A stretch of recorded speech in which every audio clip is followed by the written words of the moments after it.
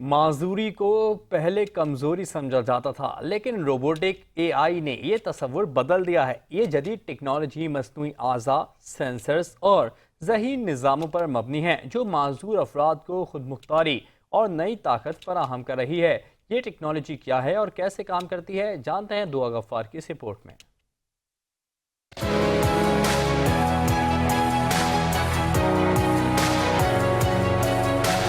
اب معذوری ٹیکنالوجی کی مدد سے طاقت بن گئی ہے۔ لگائے گئے مصنوعی اعضاء قدرتی طاقت تو نہیں، لیکن اس جیسی صلاحیت ضرور ہے۔ بہت سارے ایسے لوگ ہیں جن کے پاس اس طرح کے ہاتھ یا پاؤں موجود نہیں ہیں، نہ صرف پاکستان بلکہ گلوبلی نہیں ہیں۔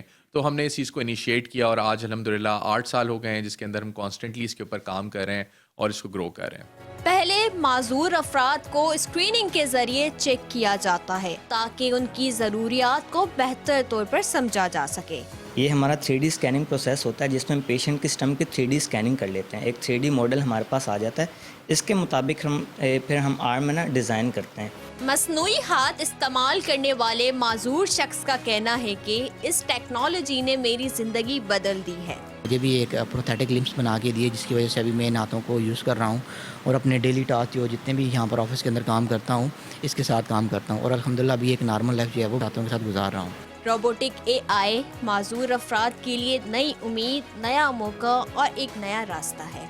ٹیکنالوجی کا خواب حقیقت بن گیا، ایک ایسا روبوٹک ہاتھ جو نہ صرف معذور افراد کے لیے خود مختاری کا سبب ہے، ساتھ ہی ساتھ ان کی زندگی میں آسانی بھی پیدا کر رہا ہے۔ کیمرہ مین رخسار بیگ کے ساتھ دعا غفار، 5 نیوز کراچی۔